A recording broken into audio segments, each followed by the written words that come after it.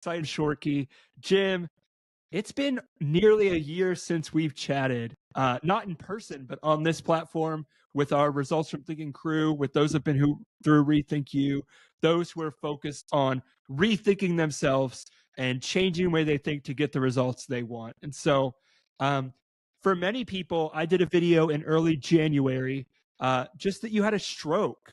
And I remember calling you that Monday, and you always call me back, right? If I call you on Monday, you're usually a pretty quick responder. And then I called you Wednesday and Jim didn't call me back, right? And then I called you Friday and you called me from the hospital, said I had a really bad stroke. Um, a lot of people have heard that you've had a stroke, but how's the recovery process going? It's I have going lots of follow-up questions, but how is that process? it's going very well. It's a project, as I'm sure you can imagine, but it's to me it's very interesting, and it's very similar to how do I how do I get to be successful at anything?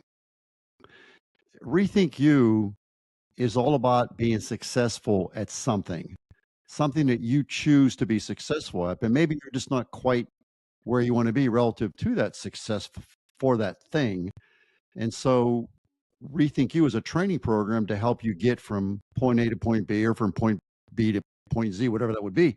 So for me right now, I had a stroke. I had a very serious stroke. I had a hemorrhagic stroke, 3 brain bleeds, and it was a really bad situation. Shoulda, coulda, woulda died. And so I have to work very, very hard on recovering. And I'm using Rethink You as part of my recovery process. To be clear, when I was in the automobile business, I used Rethink You to create the Jim Shorkey Family Auto Group. That's exactly what I did. And it's a very complicated process, but it's also a very simple process. And the essence of it is number one, to figure out what it is that I, as a citizen, want to do. What do I want to do? And then the second part, and I got to get very clear and very specific about that. That's right out of Napoleon Hill's great book, Think and Grow Rich. So what is it that I want to do? That's a really important ingredient to me recovering from the stroke. Number one. Number two is why. What's my reason why? Why do I want to recover? Why do I want to have a successful recovery? Why do I want to hit 100% versus where I'm at right now, which is about 90%? So why do I want to do that? Does my reason why make me cry? And I don't mean really so much like a physical breakdown crying, but does it make me emotional? Does it make me passionate? Why do I want to recover? So I have to come up with reasons why, which I have. And then from there, once I have my goal is 100% recovery and my reasons why that make me cry, now I have to seek expert counsel. At least this, I shouldn't say have to, but this is in my mind. I seek expert counsel, find somebody who has been through what I've been through, somebody who has studied and trained in stroke recovery. And so I've bought books, I've watched YouTube videos, and I actually have different doctors, medical doctors, and my physical therapist was here today. Actually, Derek, you just missed. Mark was here, and we did our physical therapy, or I did my physical therapy today. And so I'm doing these different modalities to help me to recover, involving physical movement, diet, thinking, reading, puzzles, whatever the case may be. And I'm having incredible progress. I would say right now I'm at 90%. And even in my mind about that, like it's, I have a goal of 100%, but if I can't get any further than what I am right now, 90% is a pretty darn good number compared to where I was. As an example, so my surgery that I had done was March 6th. So let's just say 2 weeks after that, March 20th, I was walking with a walker. I had to have a walker. Wow. And even at that, it was like 5 minutes. I got to lay down. I'm tired. I got to lay down, take a nap, Well, now I'm walking 4 or 5 miles at a shot, and I can do it. And it's like amazing. So I'm making incredible progress. But I got to say, not that I want anybody out there to have a stroke. I certainly don't. But when life hands you a certain kind of a circumstance, there are ways to handle that circumstance in a fashion that proves out to be very, very munificent, if I could use that word, very munificent. And I'm making great progress, but it's because I'm using Rethink You to do this, if that makes sense. Long answer to a short question. Yeah, it's a really good answer because it really just considers, okay, you were on this journey. I remember calling you, you could barely put sentences together.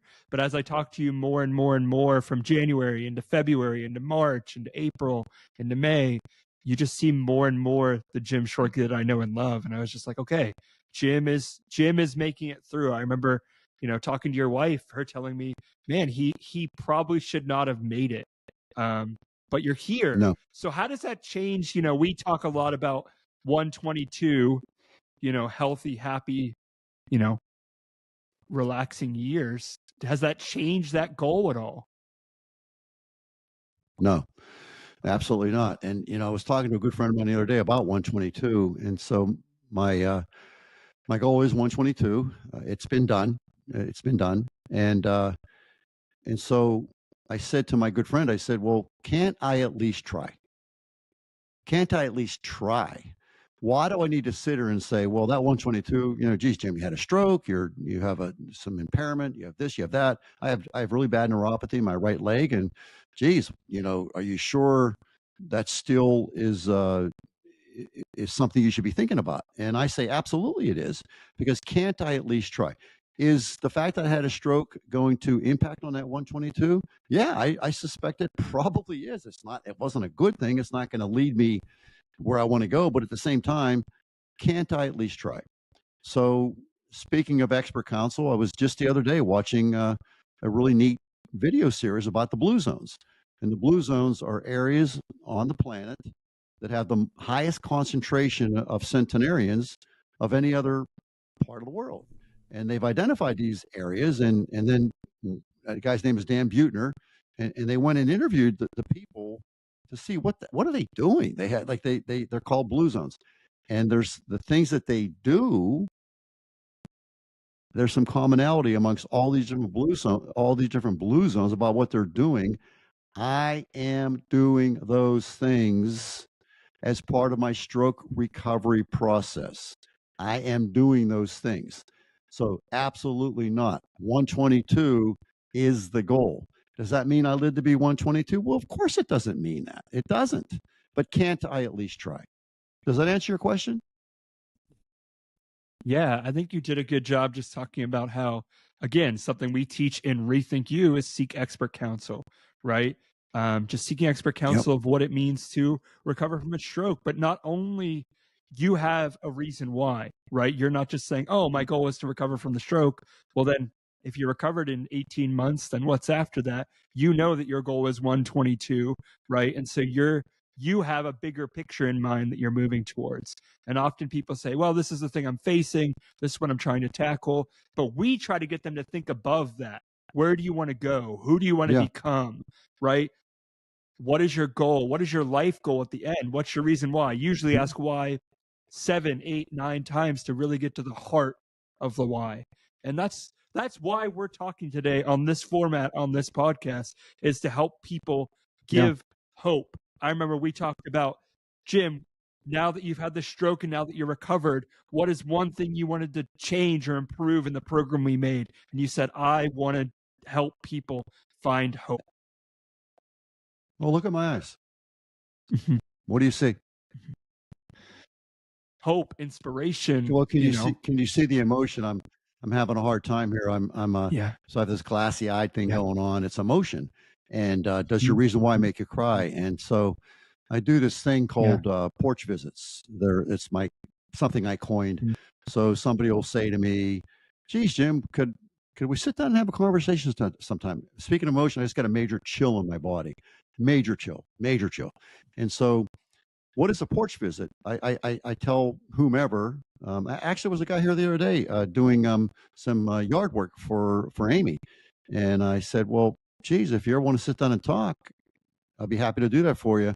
And the guy actually started to kind of get very emotional, almost borderline crying. He said, "You would do that for me?" I said, "Of course I would do that for you."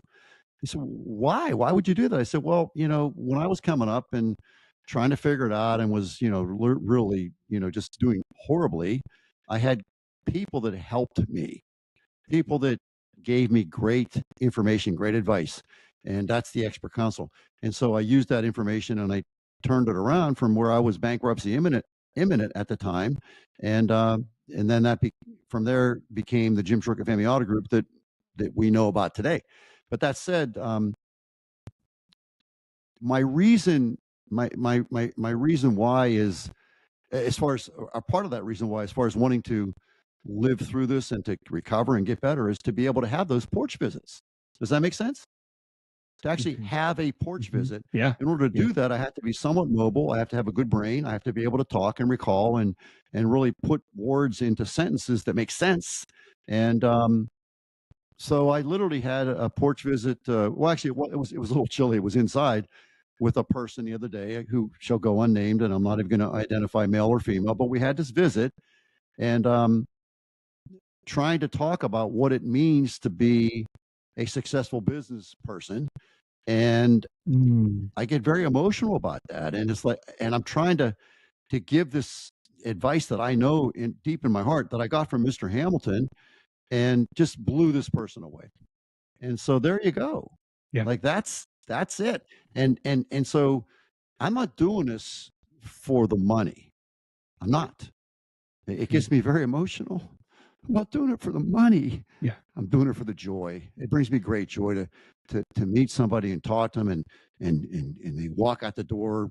They come in, walking a certain way, and they walk out the door and they're on cloud nine. They're just on cloud nine because I just gave them this great insight that I have from years and years and years of expert counsel. And so that's it. So I knew when I started hearing, like, I'm not going to tell you that, so I should have died.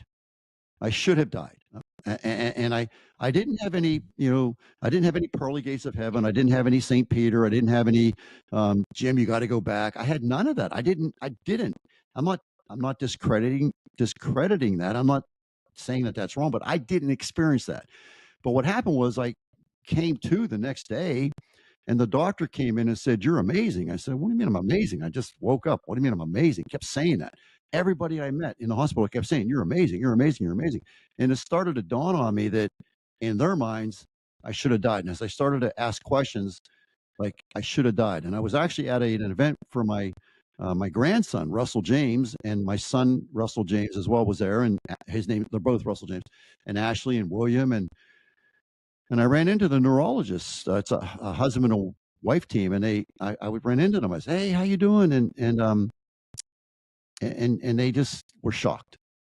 They said, "I can't believe you're doing this. I can't believe you're standing here. I can't believe you're talking like this. I just can't believe this. You're amazing." I'm like, "I'm really not. I'm not amazing. I'm just here." But I will say this.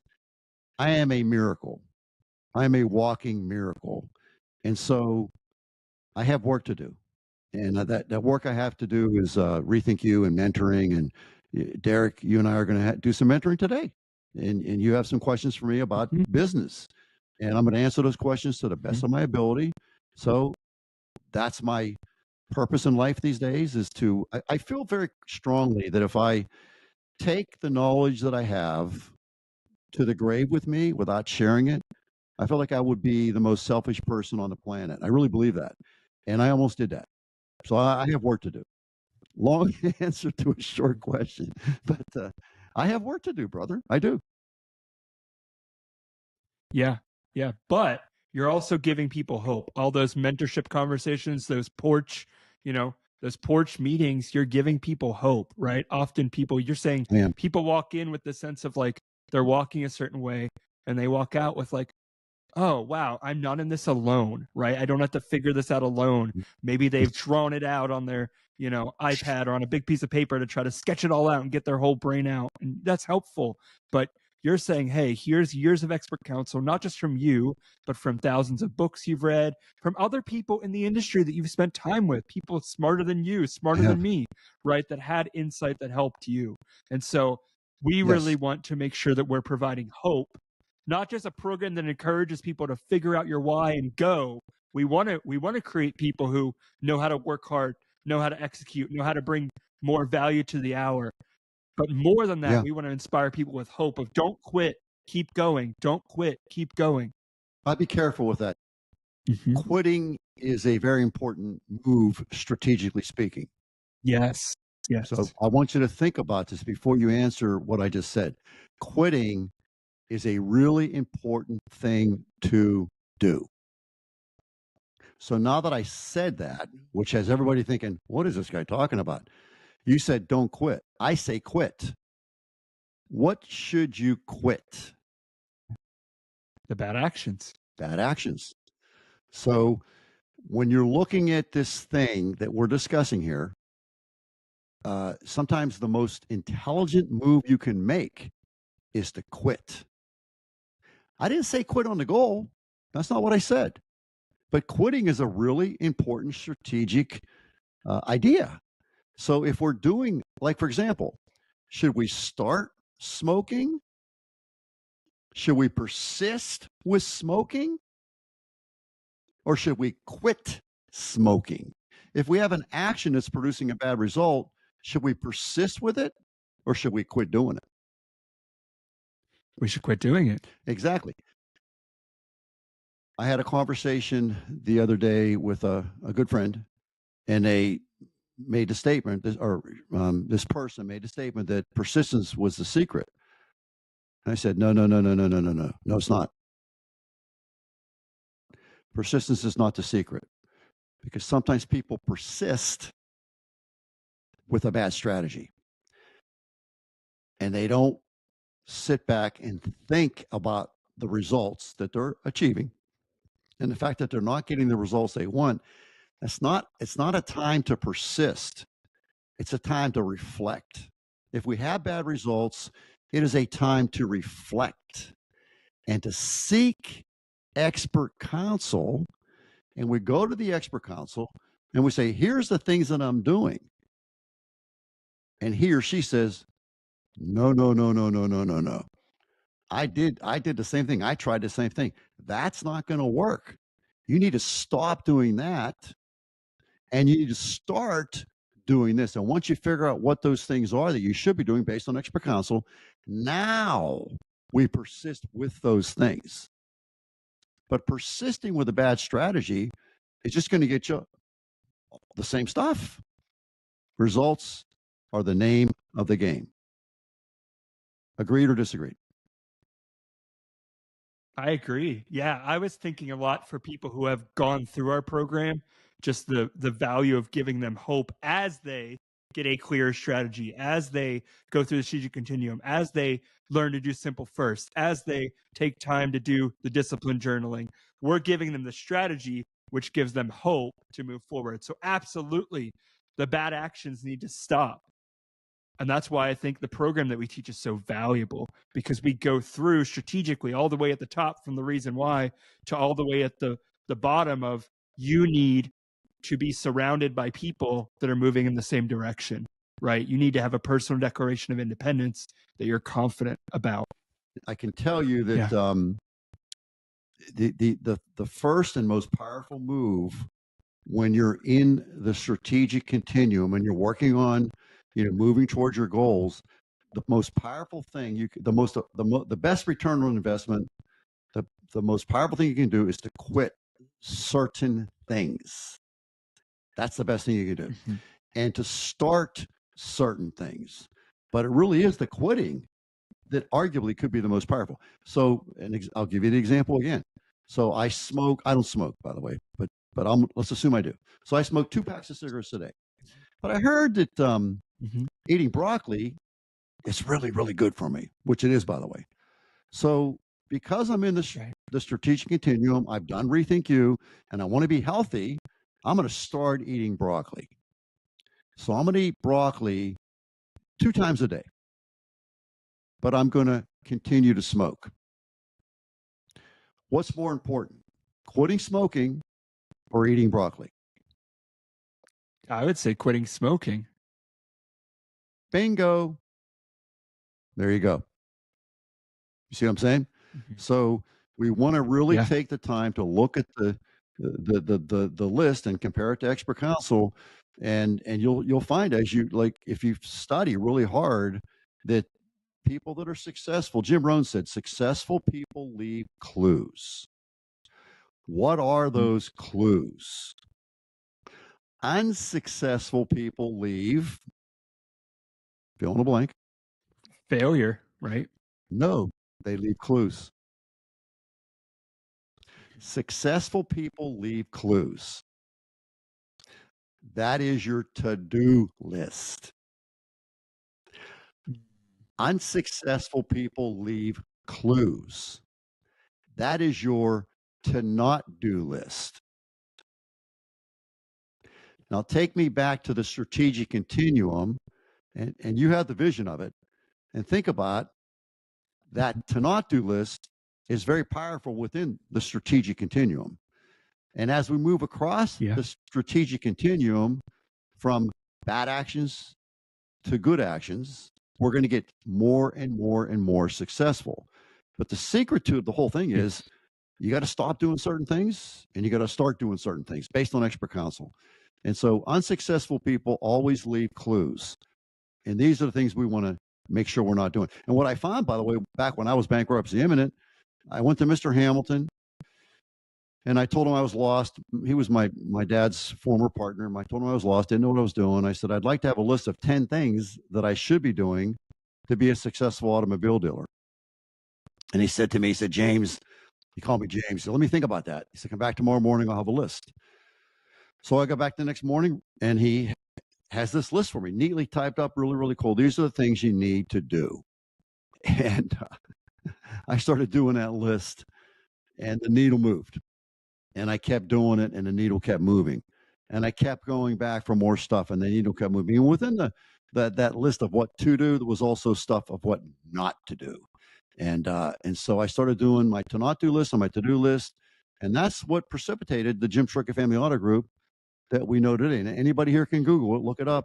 I mean, when my father died, March 24th, 1996, it was one dealership, roughly 40, 50 employees. And now it's 20 dealerships, I think. I don't know. I think it's 20, but 20 dealerships and 1,000 employees. Well, something happened. And it's the strategic continuum. But back to that persistence idea, it's a really, really bad idea, potentially. It's a great idea if we have the right list, plural, list, L-I-S-T-S. It's a bad idea if we have the wrong list. So rather than persisting, we need to stop, sit down, reflect, get to expert counsel, buy a book, do a YouTube video, find a direct mentor, whatever the case may be, and figure out what you should be doing and what you should stop doing, and then persist with that. Make sense? Yeah. Yeah, makes a ton of sense. That's what I'm doing right now, Derek. Yeah. So what's on your what's the bad actions you're quitting after you're in your recovery process? Are there things you had to cut and get rid of? I don't think so. That's one thing, I was very dialed into the health and doing the right things relative to expert counsel. And so my thought was, oh, geez, that was a waste of time. And every one of my doctors said, thank goodness you did what you were doing, because look at you now. Yeah. So don't tell me it didn't work. Right. They told me that. Don't tell me it didn't work. It did work. You have a bad situation. It did happen. It is what it is. So there's really, it's more of a to-do. So a lot of physical movement. I literally move all day long in different respects. There's different ideas about that. A lot of walking. I do physical therapy. I did that today. A lot of balancing exercises. So it's there's a physical aspect to this thing that I'm doing. This is to-do. There's a mental aspect. So I do a lot of reading. I always did, but I'm really focusing on that now, and puzzles. Like I do a lot of Sudoku, and I have a stroke recovery book that I bought that gives me different ideas of. And it's a puzzle book. You're engaging your brain, you're thinking. I'll give you probably my most powerful stroke recovery plan that I have is the porch visits. Yeah, it gives me a sense of purpose. Wow. It forces me to use my brain. It forces me to think. As I think, my brain, there's a process called neuroplasticity, and I'm engaging in that with speaking and talking and thinking and trying to recall. And So that's a big part of it. My diet is I basically haven't changed a whole lot, but I'm very big into the medicinal mushrooms. This is not psilocybin, so don't misinterpret this. And by the way, this is not medical advice. Do not do what I'm doing. I'm just telling you you're asking me a question, I'm answering. So I'm big into the medicinal mushrooms. I'll give you some of them. One of them is chaga, which is the king of medicinal mushrooms. Reishi is the queen. Cordyceps, lion's mane, and there's several. And I do those with my coffee, which the coffee is supposedly is very good for the brain, for the neurology of the brain. So I do coffee. So far today, coffee, green tea. I do a concoction. I'm big into my concoctions of this drink involving electrolytes and uh, spirulina and brown algae and just these different things that I put. This is it right here, and I put all this stuff in or shake it up, and I drink it. So I think that what I ingest, what I put in my body, is very important. The physical movement is very important. These are to dos. The reading is a to do. The puzzles are a to do. The engaging, because you tend to, like, when you're sick and you're not feeling well, the tendency is to isolate. And so I've really had to work hard on not isolating. I'm, for example, doing this podcast right now. The porch visit the other day I told you about. This gives me a sense of purpose, and it's like the person that walks out of the door on cloud nine. It's like, that's pretty darn cool. But guess who walks in the door on cloud nine after the visit? Yeah. Who walks in the door? Me. So this is very good for my brain. So there's a lot of things that I'm doing that from research that are just really somewhat logical. It's not like I'm any particular genius, but I'm really kicking butt. I have 9 grandchildren, and if I die, I can't be a mentor to them. Yeah, that's real. Yeah, I can't. I have to live. I have to live, and I have to have my. I'm sorry, I'm getting emotional. Those grandchildren just get me in my heart. Yeah, But I have I have a job to do. I have a responsibility to live. To not just live in terms of longevity, but to live while I'm living, to really live and to be engaging and to, I've got these old cars, which my one grandson, Theo, loves these old cars. And so when he comes over, he wants to look at these cars, and these are old cars, they're classics. And he gets in the car, beeps the horn, loves it. And I don't, I love it. So that's a reason. That's a reason why. That's a reason to do the push-ups. That's a reason to do the readings and all these different things. So you have to have reasons why that make you emotional, that make you cry. And I have them. And I want to do the mentoring. And if I'm not here, I can't do the mentoring. And that would be unfortunate, because I think, the joy that I get out of it is not just the joy of doing it, but the joy of getting the results down the road. With somebody says, I remember the day. And I have people in the world that'll say to me, you changed my life. It's like, that's a big deal. That's emotional. Like, you changed my life. Like, I did? I didn't know that. Yeah, 10 years ago, we did this, that, and the other thing, and you changed my life. And from there, I went on and did this and that and the other thing. It's like, that's powerful stuff. So, do I have the ability to change people's lives going forward? Actually, no. Only they have that ability, but I can influence it. I can be a part of it, and it gives me great joy. So, can I be joyful at 80, joyful at 90, joyful at 100? Absolutely. And as I study and I've studied them very aggressively anyways, but still studying the Blue Zone people. I was talking to Amy the other night, and I said, what did you notice about those people? We were watching a video, Dan Buettner in the Blue Zones, and they're so happy. They're so happy. I said, look how happy they are. I want that. I want that. I want that. Yeah. Me too. What do you see for next for Results from Thinking? Rethink You. I know people have asked, like, what's going on over the past year. I've updated folks with, hey, Jim had a stroke. We'll give an update soon. But what do you see from your perspective? I see the butterfly effect. With Rethink You, we could be training the next president of the United States, or maybe downstream, maybe that person's friend or spouse, or children, whatever the case may be. We just don't know.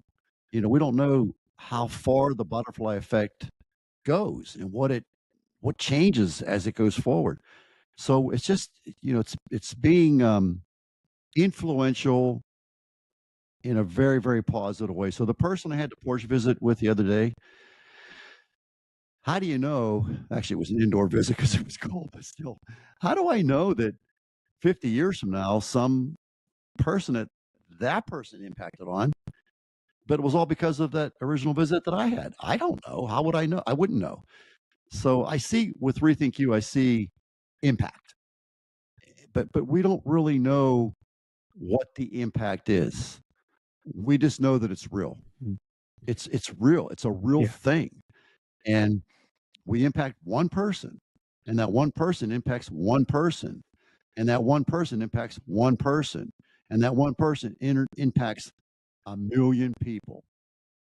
Can you say definitively that that's not the case? So it was all one, one, one, one, one, then a million. Can it go from one to a million?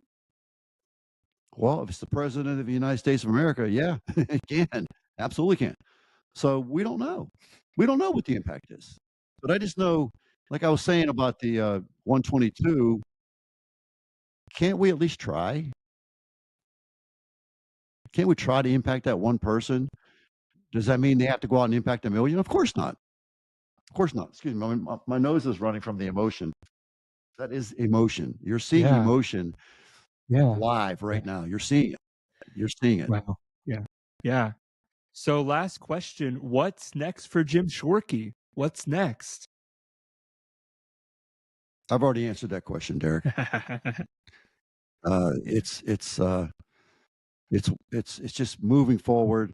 It is 122, which is at best it's a nebulous figure at best. It is 122. The only reason I picked 122 is because it's been done. That's the oldest documented living person in the world. Her name, I'm probably going to butcher the name, but her name is Jean Clamu or similar to that. You can look it up. She's a French lady, and she lived to be 122. And so that has been my goal for years.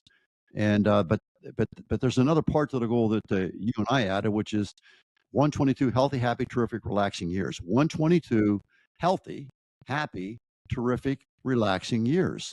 And so that said, it's not about the 122, it's about the journey. And it's back to that butterfly effect. So I'm 66 years old right now today. I'll be 67 in January. And, none of us knows how many, I mean, I certainly don't know how many years I have left on this planet. I can tell you this, on March the 6th of this year, uh, it wasn't long. I was checking out. It wasn't long. So there you go. I mean, it wasn't long. But what am I going to do with this day? I was talking to you earlier, you and Jess, and I said, when you get up in the morning and you say to yourself, rise and shine, mean it. Mean it. So I'm going to rise. Okay, got that done. And I'm going to shine. So today I'm going to shine. I'm going to share my light with whoever I come in contact with. I'm going to shine. I'm going to shine today. And I'm going to keep doing that. And then every once in a while I'll run into somebody and I'm shining. They say, well, can we sit down and talk someday? I say, yeah, let's do it. Let's sit down and talk. And then we sit down and talk and we have our conversation. They pick my brain. You're going to do that with me today. There you go. So if I give you some Yeah. great information and we're going to do that, Derek, you and I are going to do that today. I don't know. And I Yeah. don't know what you're going to do with it. You may do nothing, and that's okay too. Yeah. But I may give you 10 Yeah. ideas. You may only do one of them. And we'd be like, oh, I didn't succeed. Yes, you did. It was the one thing you got from me, and it could be life changing. And that's really what's next for Rethink You is where do we find these impact points? You know what I mean? Where do we find them? And it's very emotional for me because, geez, thank goodness for Mr. Hamilton. Because without Mr. Hamilton and what he did for me, Yeah. I wouldn't be talking to you right now. I wouldn't. Yeah. Yeah. It wouldn't happen. I wouldn't even have a story to tell. I'd have been gone. I was on my way out again. So I was on my way out physically in this dimension on in March of this year, and in 1998, I was bankruptcy imminent. And without Mr. Hamilton and his sage advice, and the guy he was a great car dealer, and he just gave me that list, and I did the list.